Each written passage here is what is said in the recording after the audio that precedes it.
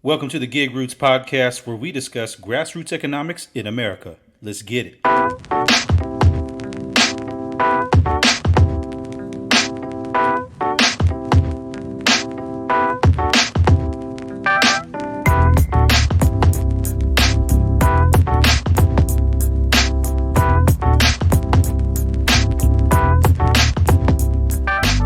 Okay, let's take a look at where things are. Right now, lots of Americans are discussing the importance of supporting Black-owned businesses. When we launched GigRoots back in April of this year, the whole idea was to shine a light on the many people of color operating businesses in cities across the country. Because, as we know, many of these stories often go untold. Then, on May 25th, a man named George Floyd was murdered by police officers in Minneapolis. Immediately following the death of George Floyd, many Americans began protesting against police brutality. A couple of months later, protests are still happening. But it didn't take long for many Black folks to point out that the protests, while symbolizing allyship, are ultimately short-lived sentiments that won't create lasting change. Black people started asking their white allies to dig deeper to find the root causes of injustice, economic disparity being among them. All of this has led up to a growing conversation about supporting Black-owned businesses. The government's small business website, SBA.gov, reports that there are about 2.5 million Black-owned businesses in the U.S. Now, we could get into how many of those businesses are very small, meaning micro businesses with perhaps as few as 5 employees or less, but we'll save that for another time. The point is that an elevated discussion on how Black lives matter in this country can very naturally lead to discussing the economic contributions of Blacks in America, which is why lots of people have started to push for supporting Black businesses in their own ways. This includes launching web pages that feature a directory of Black businesses in certain cities, or, like we do on this show, sharing the stories of minority and ethnic entrepreneurs everywhere. So in this episode, we're going to highlight a couple of entrepreneurs working in the food space. Now, without further ado, let's get into it.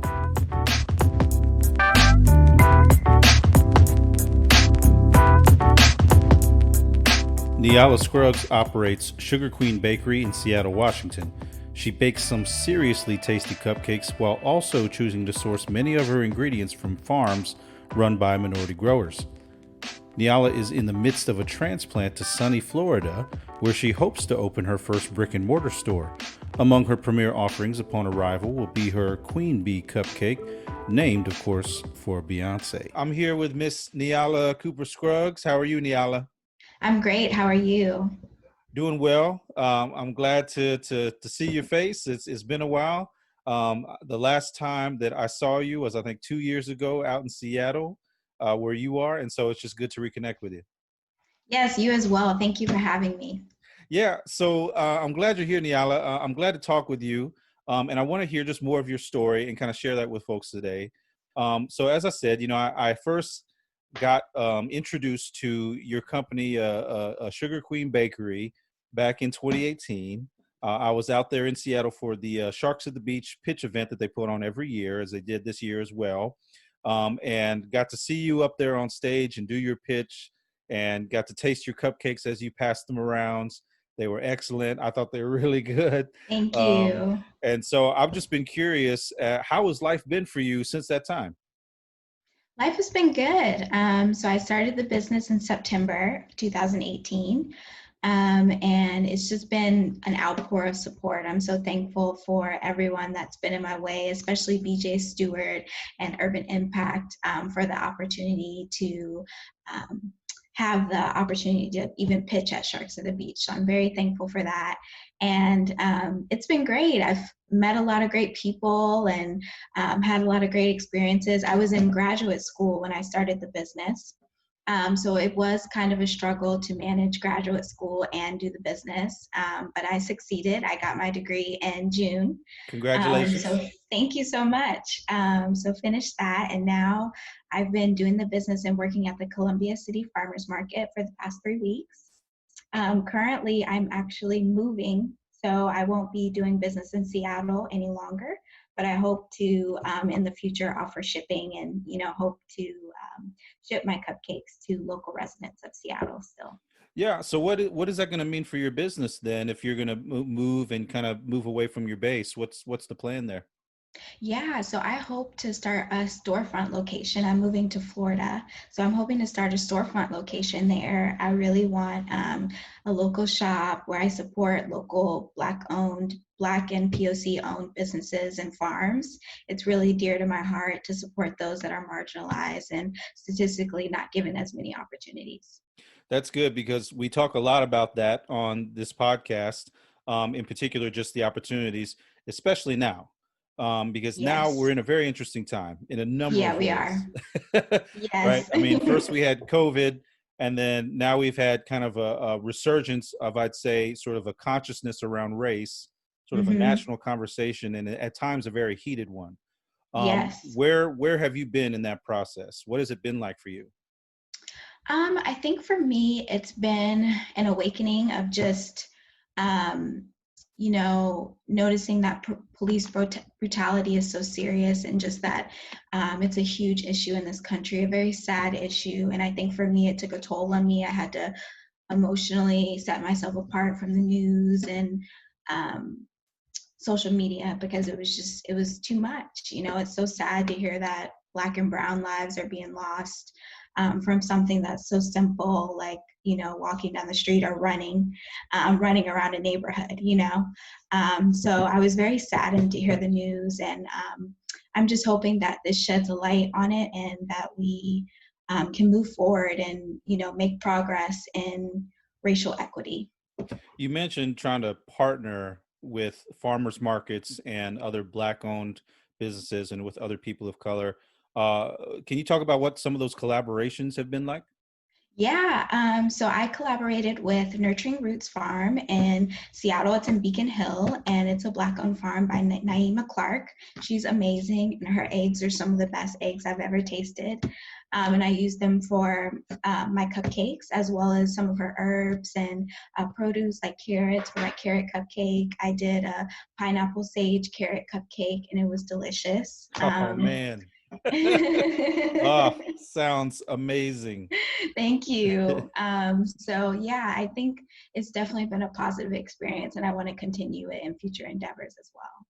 How important will it be to try and communicate that message to your customers? Oh, it's so important. I think, even now in the times like we were mentioning earlier, it's like Black and brown businesses are so important now. It's important to support them and important to shed light on them. So I think I'll continue that, my branding and marketing strategy, to shed light on the fact that I support these types of businesses. And I didn't ask you. You got your degree, but what did you study? What is it for? It's in edible education. So Makes studying sense. to teach people about food and food equity. And I'm specifically interested in providing opportunities for low income people of color and providing them with fresh, healthy food. So from when you launched back in 2018 to now, as we said, I mean, that's been a roller coaster. So many different things have happened, right? You kind of had to put a pause on everything for a while, and then Yes. now you're kind of just starting back up. I mean, what are you hoping for, say, just over this next year? I'm definitely hoping for some growth. I'm hoping for to start an online business so that way I can still cater to my Seattle residents, cater to my Seattle customers. And I'm hoping to also start looking for store locations and start looking for prospective store locations. What have been some of your biggest obstacles along the way here? I think at first, when I was first starting, definitely startup capital was an issue. I used most of all my savings for the business to start the business up. But it was such a blessing to have the opportunity to pitch at the Sharks at the Beach event and be able to win seed money for that. So that's been a big help. And just managing school and the business at the same time. I didn't know, it's so funny. God works in mysterious ways. I didn't know the business was going to take off so much. So I thought, oh, this would be so easy. It's going to be school and the business. It'll be fine. But it actually took off more than I thought it was. And it was a huge blessing. So managing school and the business has been, was a struggle. So you're managing all that, and then you have a family on top of that. Is that right? Yes. So yeah, tell me about that. What is that like? Just trying to balance Um, all of that. Yeah, so I don't have any kids or anything, but I do have family that moved. They moved to Florida as well. That's why I'm going back to Florida, and they were here for 7 years. So definitely missing them and wanting to get back to being closer to family. Yeah. So in that move, so going to Florida, where are you headed in Florida? I'm headed to Sunrise, Florida. It's a small town outside of Fort Lauderdale, I believe. Okay, okay. And so Yeah, that's where your storefront is going to be potentially, right? I'm thinking about it. We'll see what opportunities are out there and how God makes a way, but I'm definitely hoping to be in that area. Okay. Excellent. So just tell me about some of the creations that you're working on right now. I mean, you mentioned a couple of them earlier, but give me just maybe a couple examples of some of your favorite cupcake creations. Yeah, sure. So my personal favorite, it's called the Queen Bee. It's inspired by Beyonce. It's a lemonade cupcake. um, it Yes. has a lavender rosemary lemon curd with raspberry frosting. That's a customer favorite as well. And then everyone really loves the Gold Digger. It's a chocolate cupcake with Irish cream and salted caramel frosting. Oh man. Again, like my mouth is watering already. I wish Thank I could be down you. there in Florida to just go into the store. But I'm looking forward to these things being shipped and like you said, trying to move things to online. So what is your process going to be like for trying to move things online and start shipping? What's that going to look like? Yeah, so I'm hoping to get in contact with a marketing team. I think I'm really good at designing the cupcakes and making them look beautiful and, cooking and baking them. But I think my struggle relies on marketing, and I hope to gain a marketing team and also promote my business online, as well as trying to make sure I can ship them carefully and safely. Who's helping you out right now with the business? It's just me. Yeah, sure. I figure, yeah. But you mentioned trying to get some marketing help. Yeah. So you're trying to work on that, and then as far as the packaging, you kind of talked about that.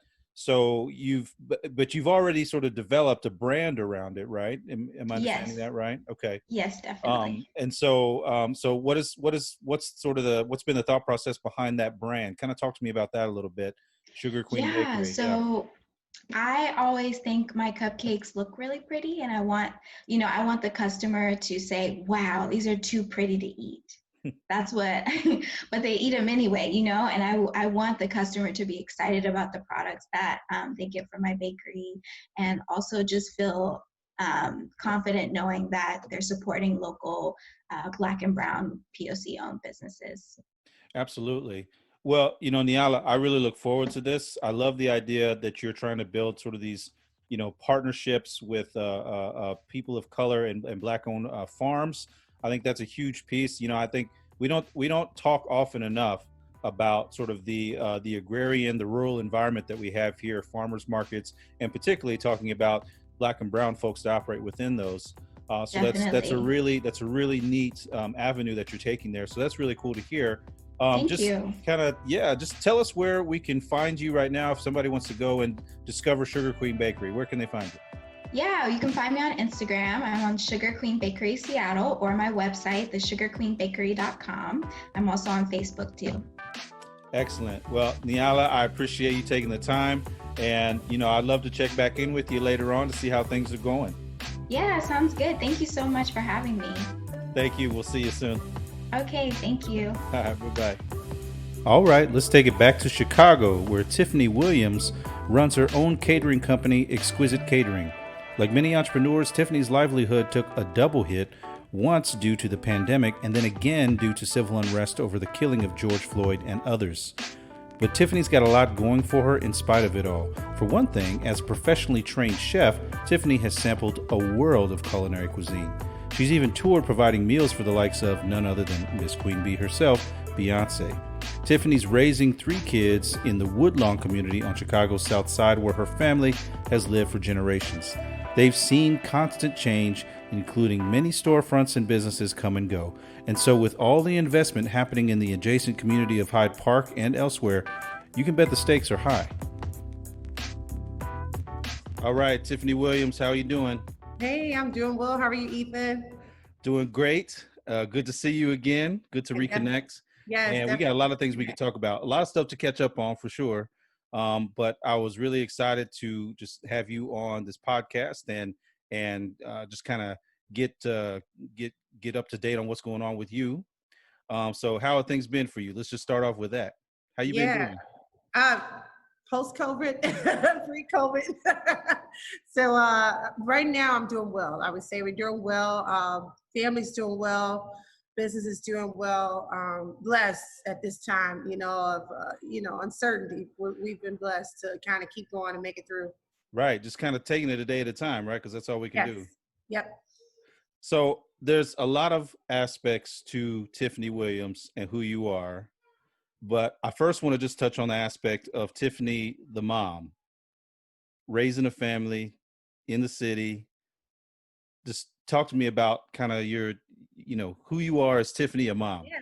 Yeah, so I am a mother of three, a single mother of three. I have a 19-year-old son, Jonathan, a 16-year-old daughter, Dion, who is now driving. And it's interesting. She's, I want to drive somewhere. And I'm like, okay. So I'm getting a little bit more comfortable with it. That's a new chapter of life. And then 11-year-old daughter, Julia, who keeps to herself and is interesting and she learns a lot about the world and likes to sit in her closet. So uh so so three yeah, personalities. that's a big dimension of who you are, obviously. Yes. And how does that intersect with Tiffany, the business owner? Yeah, so a lot of my drive has led from my kids, honestly. Sustaining my home has been a drive to keep my business going.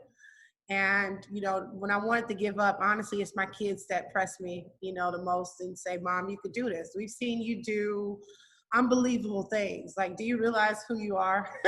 So they keep me motivated. I mean, I would honestly say they drive me a lot to keep pushing forward. I mean, that's a big deal for you to have your kids say that about you. Yeah, That's it incredible. is. It is. Right. I mean, it's almost like if they could slap me in the face, they probably would say, "Wake up! Come on, get back to it." So, Right, right. And I mean, you're kind of doing it solo, yeah, yeah, right? So raising a household with three kids, two of them teenagers, which is, anybody with teenagers can tell you that's a trial right there. yes. Running the business full time, a lot of different things going on in your life. So just tell everybody about your business and what it is you do.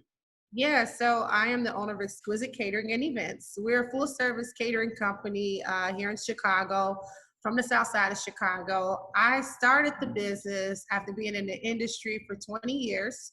I've worked in the industry from fast casual to fine dining to catering to backstage catering. And I found that even though I got to travel and do a lot of things, I noticed that the South Side had a lack of focus on international cuisine. And we lived in a food desert for quite some time. We just got a first grocery store in our neighborhood after 20 years, and I've lived in this neighborhood for a long time, in and out. So I know what the food was that was available here compared to what we could have, and I wanted to bring something to the South Side that focused on international cuisine, that focused on fresh home cooked meals, cooking from scratch. So I started Exquisite Catering Events. We are now focused more so on providing meals online as far as for people to purchase online. With COVID starting, we're not doing catering on a full scale, but we've partnered with a lot of organizations now, and we're giving meals to these organizations who are feeding the community. So that's a large focus for us right now. So you launched it in 2017, is that Yes. right? So Yes. what were you doing right before that? Oh, right before that, I had an amazing job before that, working as an executive chef. I worked backstage catering. I was on tours with artists and celebrities such as Beyonce and Jay-Z, if you guys know them. Yeah, I think people. Oh, wait, who are those? Who are those Right, folks? I'm like, oh, wait, who? But yeah, I got to go on a tour with them, which was very awesome. I got to do a lot of local tours here in Chicago. I was the head chef for Lollapalooza for 2 years in a row. So some pretty cool stuff. A lot of hard work. Now, this stuff comes with hard work, a lot of time and dedication, which was time away from my kids. they were so excited about it. They're like, Mom, go do it. Go back out, go on tour. We love it. And then they get to come to the concert. So of course they love their backstage treatment when I go. But um, I sometimes miss that portion of my life, I guess. But it's because of the kids that I don't go out as much as I probably would go out. Right. Yeah. Social life kind of goes out the window for a minute. Yeah. I was actually scheduled to go out on tour with BTS pre-COVID. Oh, okay. Yeah, for 2 months. Wow. I wasn't a huge I know K-pop, and I know they're the biggest. Right. And, like that was bigger than Beyonce to me. I'm like, that's huge. But yeah, they done blown up. See, I don't know about K-pop that much, but we all know about who BTS is. We were going to be best friends by the end of the tour, I think. There you go. So, Tiffany, just what is it about you talk about international cuisine, but the culinary arts, what about that appeals to you? Why did you decide to take that path? Yeah, so great question. I started off, and I don't get to tell this story a lot. So I started off doing art at Gallery 37 here in Chicago. It was an after-school program for teenagers who wanted to learn about art. I thought it was great because I was learning about art, but I was also getting paid for it. So, I took a few different programs there. Jewelry making, we were the first group that did the Halloween parade here in Chicago. And I landed in Culinary Arts as one of my last programs. A chef at the time, he was like, you're really, really good at this. What are you doing after high school? I was pregnant at 17 as a teenager, and I knew I couldn't go away from school like I wanted to do. I wanted to be a meteorologist, if you can believe that. Oh, I didn't know that. Okay. Yeah, I wanted to be something new about you. I didn't know. Didn't go to school in Florida. I was pregnant. My mom was like, go. And I'm like, no, I don't know. It's 17. You're pregnant. You don't know what's going on in the world. And I decided to stay. The teacher at the time, the pastry chef at the time, encouraged me to check out the school. And I did. And I mean, that's what landed me into culinary from there. It's the art perspective that I loved about it. It was about teaching about different cultures through food. I found the love about learning about different cultures. I love that I was able to teach about different cultures just from the foods that we eat every day. Where it originated, why people eat what they eat, what's prominent in their areas, and I believe that when we're at a table and we're sitting and we're eating and we are enjoying our food, we don't look at the person next to us and say, oh, this is a Black man, this is a white woman, this is a Hispanic.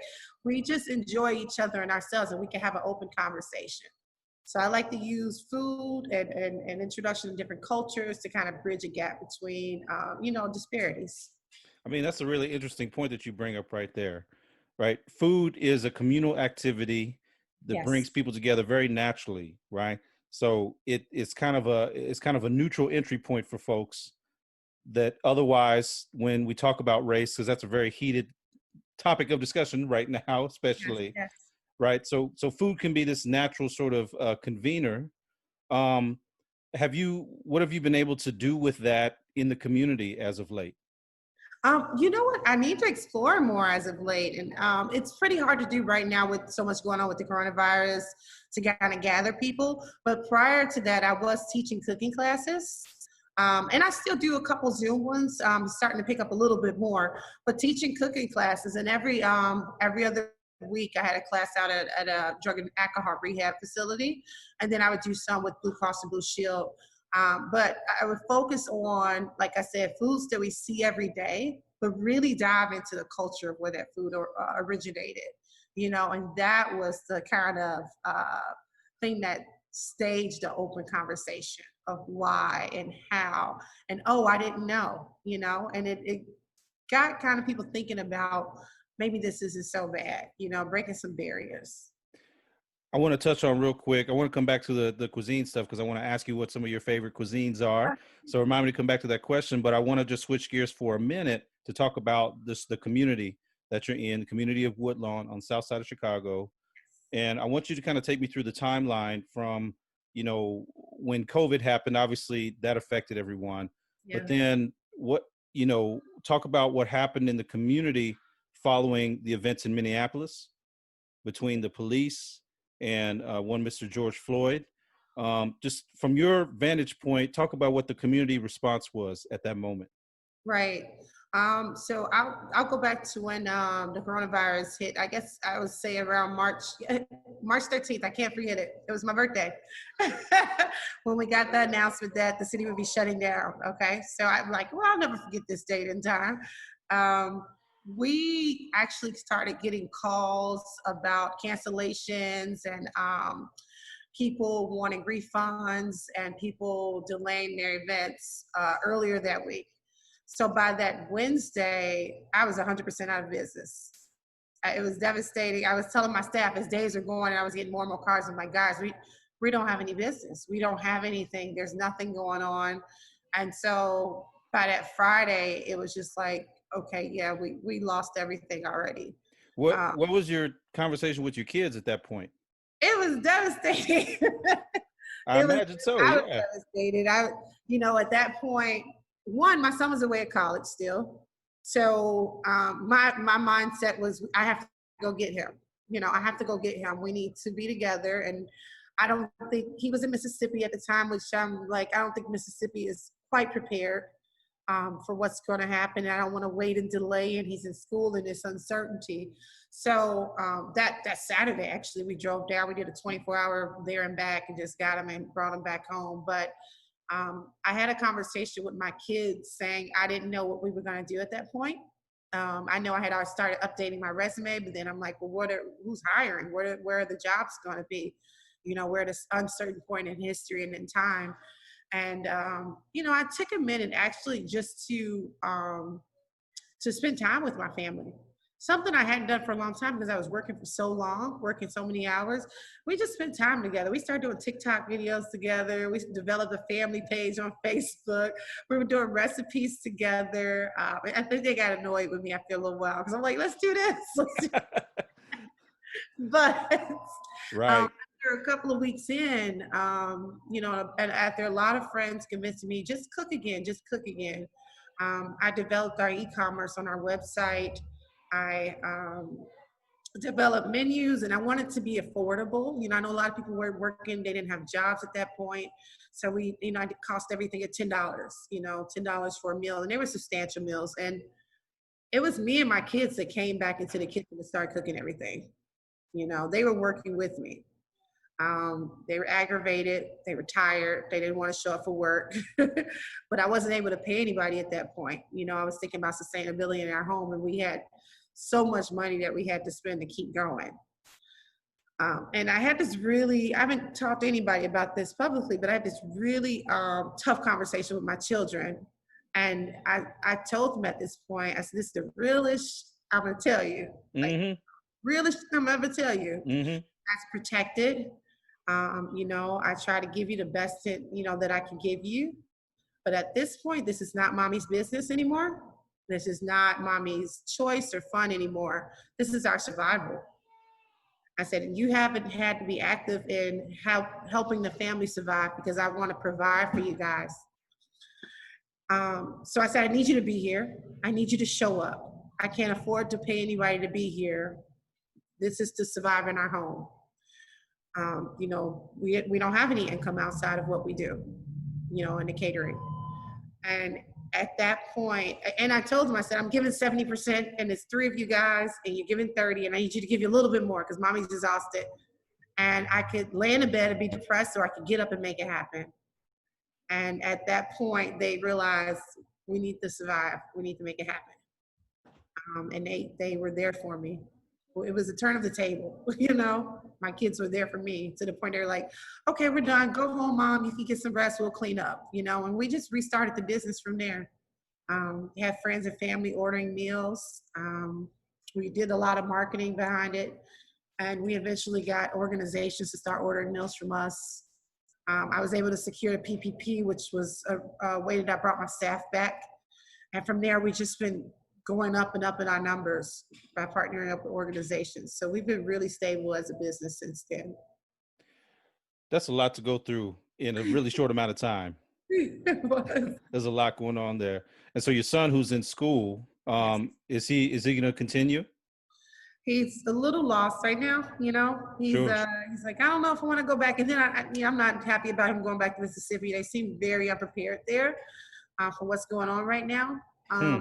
So he's figuring it out. And I'm as a parent, I'm like, okay, you're 19. I don't expect you to figure out your entire life right now. And this is a pandemic, so I understand that we're all trying to figure some things out. And there's all these layers to it right now. Right? We Yeah. have the pandemic on the one hand. Yes. We have kind of the political discussion on the other, Right. right? And then we kind of have race and society that's intermingled with all of that. Right. So in the midst of all that going on, yeah, go ahead. I was gonna say, so what we saw here firsthand in Woodlawn, with George Floyd, of course, total devastation. When I saw the video the night before, they released the night before, a lot of people saw it the next day, and I'm like, oh my God, I can't believe this happened again. And this is, it definitely prompted a conversation with my kids. Hey, what? I wanted to know and understand their mindset, I think, more so than anything, and how they reacted to it. And then explanations, with my youngest daughter of why. Jonathan's older, he understands, but it's almost sad to say he understands because we've had the talk of him being a Black male. Mm-hmm. Mm-hmm. But that's reality. That's reality. He's a Black male, and we had to have a talk about, him going out in the streets and just being a young man. He was out yesterday, and it was fear in my heart still, like, just be careful, When did you first have that conversation with him? Do you remember how old he was? Yeah, in high school, when he got into high school, I guess about 14 when he started taking the bus really to get around, 13 or 14 when he started taking the bus by himself to get around. And he said, at that time, he said, Mom, I've already been harassed by the police. I said, what? Wait, what? Why didn't you tell me? He's like, I didn't think it would make a difference. Hurt my heart. I'd hate it he went through that. I hate that he went through that, and I hate that we have to go through that as Black individuals. As a mom and as a business owner living on the South Side of Chicago, what do you want your response to be in light of in light of kind of what's happened in the community with protesting and with rioting over the need for police reform? What sort of response are you crafting as a business? Right. So I try to keep my a little bit separate. I know we're one entity. I know I own Exquisite Catering Events, but I also have a team. And as a team, I try to make sure that our beliefs are consistent, and that my personal beliefs don't affect ones that my team may be indifferent with. But as a team, actually, we're planning to go to March on Washington. We talked about it, we're closing down, and we're gonna take a road trip, the whole team. And everybody wants to be there because we're part of history changing. We wanna be a part of the voices that change history. There's often a lot of questions of where do we start? How we're starting at Exquisite is partnerships within the community.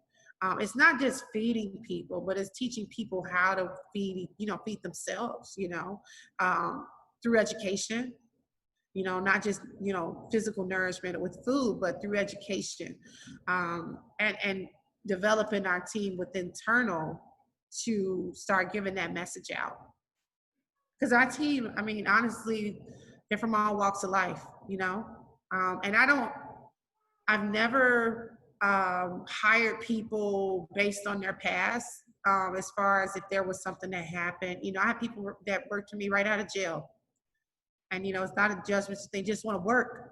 I found that I have just people that just want to work, and they're not given a chance based on their background, and they're beautiful people. So it continues to teach not to judge people. No, don't judge a book by its cover.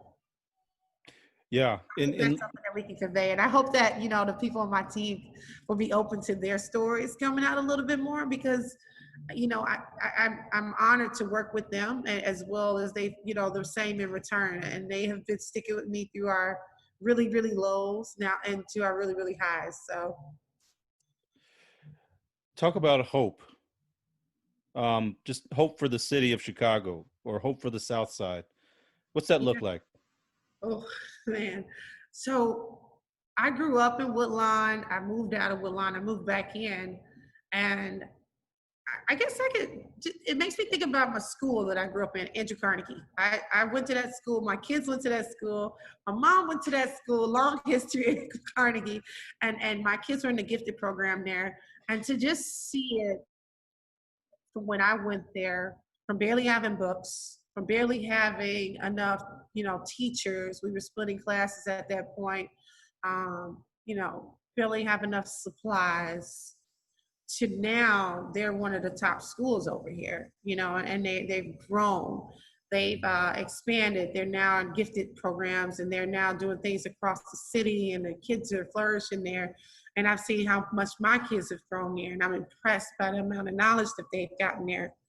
That's, I guess, I would use that as a caption of hope, to be able to see things grow, to see things blossom, to see things really, really change in our neighborhood. And I see great change from that school when I was there until, right now. Woodlawn as a whole, I think that now that I'm more involved in understanding what's going on through the internals of Woodlawn, I'm just wanting to play my role and my part in it, and to see what I could do to help it become a better community. Before we started on the call, you were talking about you have a catering relationship with the University of Chicago, which is just up the road a little bit from where you're at. Right. And you also mentioned there was a grocery store on the corner after there not being a grocery store for decades. Yeah, decades. Right. So I mentioned that context because we know that the university is housed within a relatively affluent community of Hyde Park, which is juxtaposed to a community, Woodlawn, which is in contrast, a community that has seen a lot of historical disinvestment. Right. With all of this happening right now, I mean, I think prior to the pandemic, we saw a lot of sort of up and coming things happening for the neighborhood. Right, a lot, a lot. But even that, I think, brought some tension because the perception was that well, here we go again dealing with gentrification and displacement. We know that the university has its own designs on trying to build up that block in particular, and part of that is there's some beautification efforts toward that. Part of that hopefully is also trying to advocate for local business owners just like yourself. Yes. But what are you anticipating in terms of changes in the community when it comes to some of those efforts towards revitalization? Inclusivity. Like I would love for existing businesses to be included in the plans of what's going on here and how they can grow internally with it. With the announcement of the Obama Library coming to Jackson Park, that's when the interest came to Woodlawn. I can honestly say when I grew up, I could tell people I live in that Woodlawn and they would not know where we live.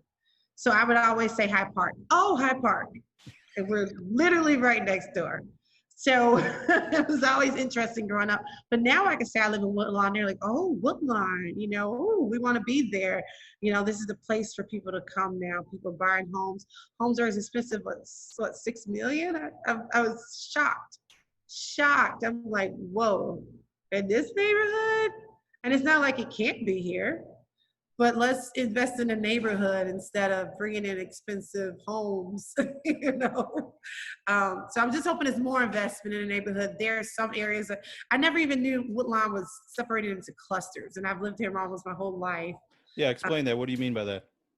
North Woodlawn, West Woodlawn, East Woodlawn. I didn't know. I mean, to me, it was always one Woodlawn, and it's separated, and they have it separated now. And quadrants. I'm sorry, quadrants, not clusters. And so they're focusing on different quadrants of Woodlawn for revitalization, and some are not getting as much focus. So I think that's where we really have to focus on what's disadvantaged, what's not happening in those areas, how to get some of those condemned buildings built with businesses, how to get some of those residents what they really need. I think that's where the focus needs to be.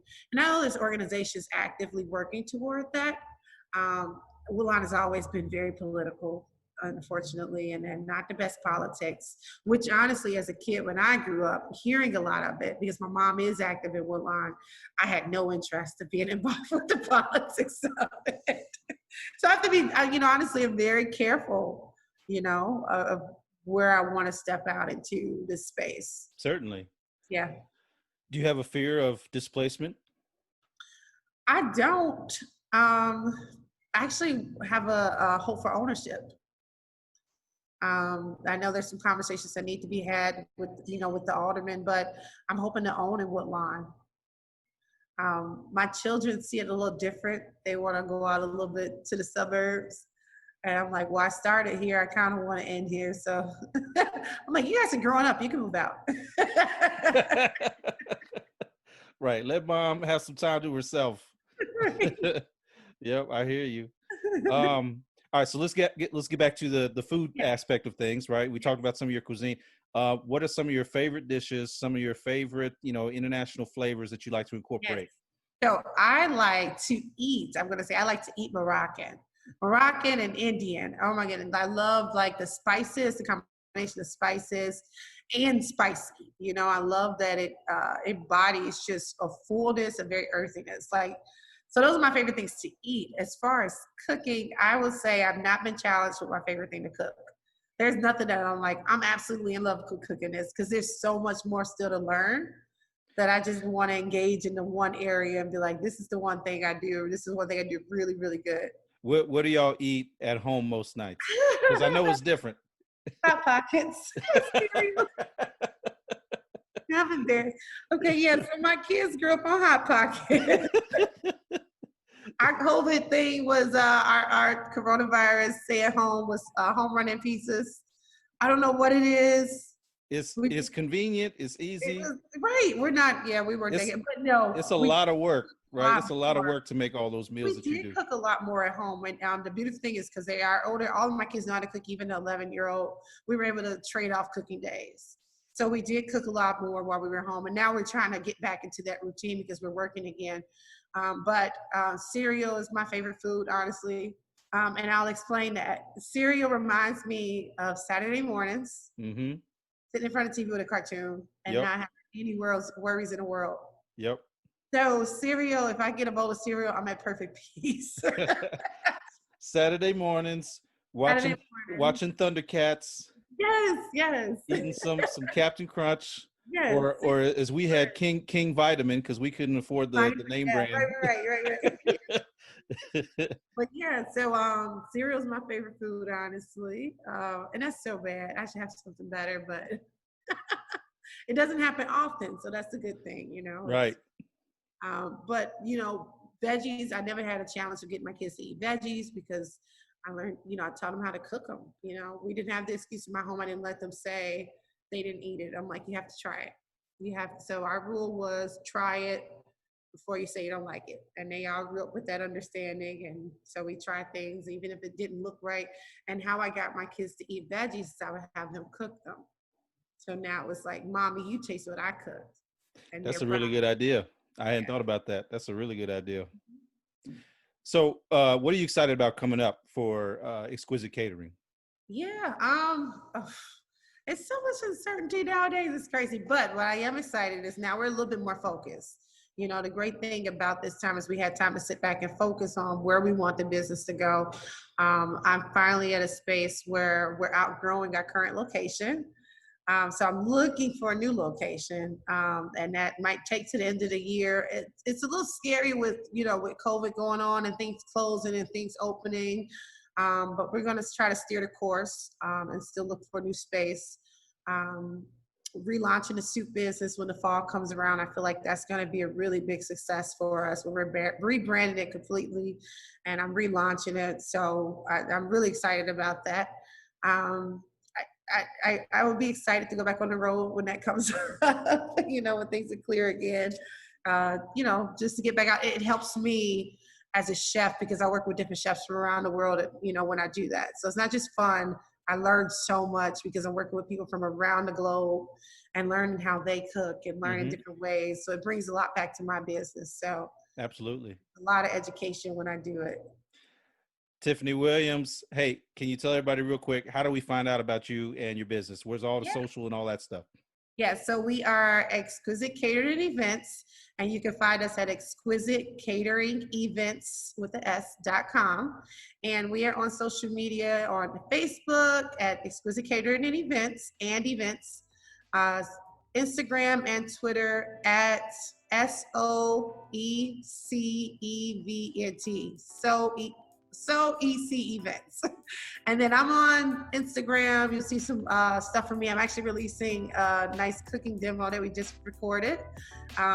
Chef Mama 13. So that's on IG. Yep. And then, yeah, if you find me on Facebook, I'm probably sending some political stuff out. So I keep my political views separate. Right. Well, Tiffany, hey, thanks again. Great to catch up with you. Yeah, it's definitely good. Yeah, and I'm keeping up with you guys on Facebook too. Absolutely. All right, we'll be talking to you soon. All right, talk to you soon. Take care. All right, bye-bye. All right, so listen up.